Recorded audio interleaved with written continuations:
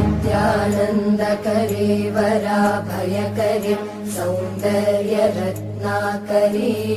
निर्धूताखिल घोरपावनकरे प्रत्यक्ष माहेश्वरे